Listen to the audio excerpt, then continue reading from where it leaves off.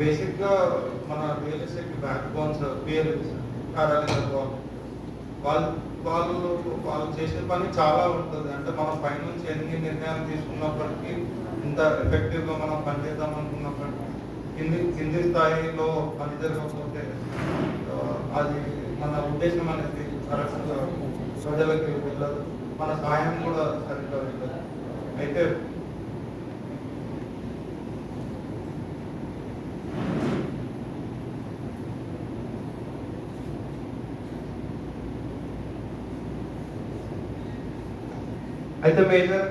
మేజర్గా నా ఎక్స్పీరియన్స్ లోకి వచ్చింది ఏంటంటే పోక్సో విషయంలో ఒకసారి రిమాండ్ తీసుకొచ్చినారు పోలీసు వాళ్ళు. అప్పుడు ఏంటంటే రాసిన కంప్లైంట్ ఆధారంగా పనిష్మెంట్ అనేది 7 years బిలోకి వచ్చింది. దాన్ని బట్టి మాకు హైకోర్టులో ఆంధ్రప్రదేశ్ పైన కోర్టులో ఉండే గైడ్లైన్స్ ప్రకారం 7 years బిలో ఉన్న పనిష్మెంట్ ఇయ్యలేని పరిస్థితిలో ఉంటుంది రిమాండ్. అంటే అక్కడ పిఎల్పీస్ కానీ జాగ్రత్తగా కంప్లైంట్ రూపకల్పన సరిగ్గా చేస్తుంటే అదే first step. FIR criminal one motion set చేయడానికి ఎఫ్ఐఆర్ అనేది కీలకం ఉంటుంది. దానికి మీరు రాసే కంప్లైంట్ చాలా కీలకం. తర్వాత ఏదైనా పరిస్థితులైనా ప్రధానంగా ఆ కంప్లైంట్ మీదనే ఉంటుంది. ఆ కంప్లైంట్కి తర్వాత క్రాస్ ఎగ్జామినేషన్లో కానీ దాంట్లో కానీ చాలా వ్యాక్యూమ్స్ అనేవి ఉంటాయి. అది జాగ్రత్తగా రాయాలి. అంటే అది మరీ పెద్దగా రాయొద్దు, మరీ చిన్నగా రాయొద్దు, కానీ ఇంపార్టెంట్ పాయింట్స్ వచ్చేలాగా రాయాలి. అది బిఎల్ఎస్ఏ చూసుకోవాలి. ఎందుకంటే పోక్సోలో త్రీ డైమెన్షన్స్ ఉంటాయి: sexual assault, penetrative sexual assault, sexual harassment. కొంచెం తప్పిదా అడ్మిట్ అయినా పెనెట్రేటివ్ సెక్షువల్ అసాల్ట్ నుంచి ఆ సెక్షన్ సెక్షువల్ అసాల్ట్ వచ్చే పరిస్థితి ఉంటుంది. అప్పుడు అది 7 years బిలో వస్తుంది పనిష్మెంట్.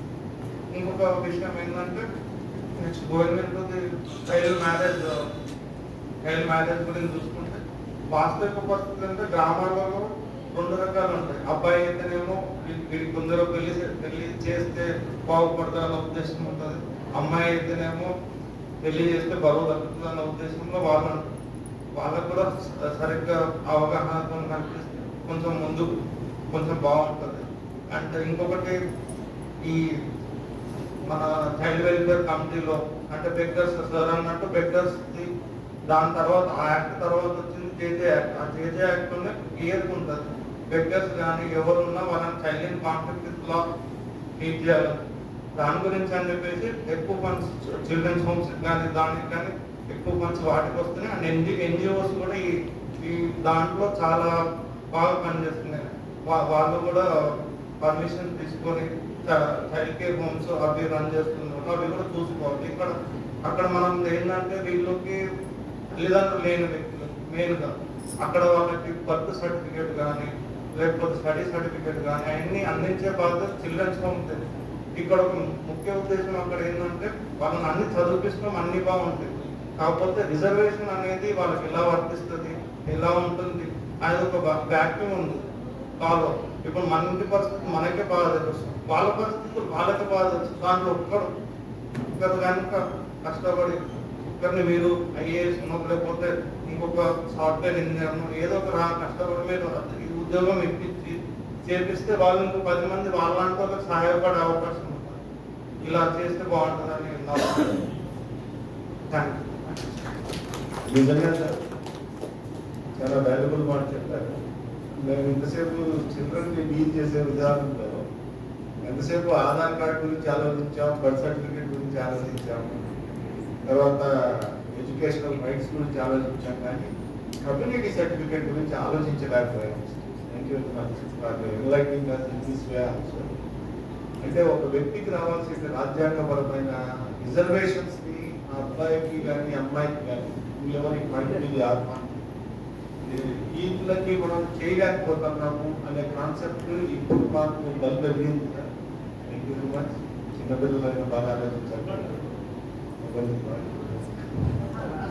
ఇక్కడ నుంచి పిఎల్ఐస్ అన్ని కూడా దృష్టి పెట్టండి సార్. ప్యానల్ లాయర్స్ కానీ ఎన్ఏడిసిఎస్ కౌన్సిల్ కానీ పిల్లలకి sir superintendent of children home come observation home try చేయండి సార్. వాళ్ళ కమ్యూనిటీని అసర్టైన్ చేసేకి ట్రై చేయండి సార్.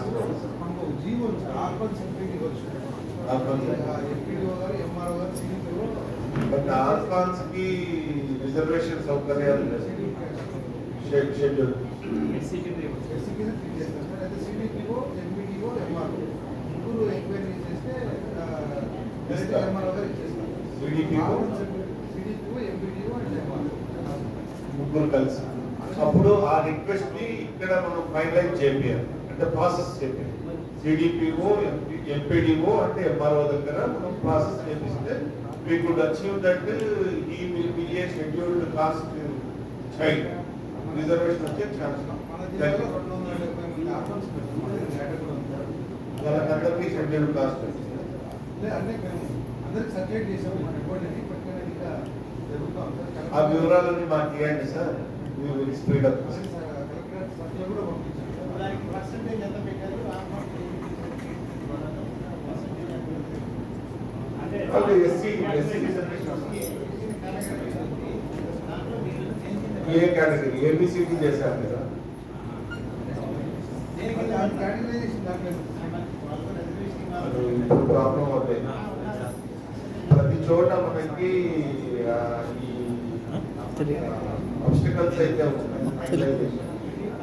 దీన్ని కొంచెం పై స్థాయిలో తీసుకొని పోవాల్సిన విషయం. నిన్న కూడా ఒక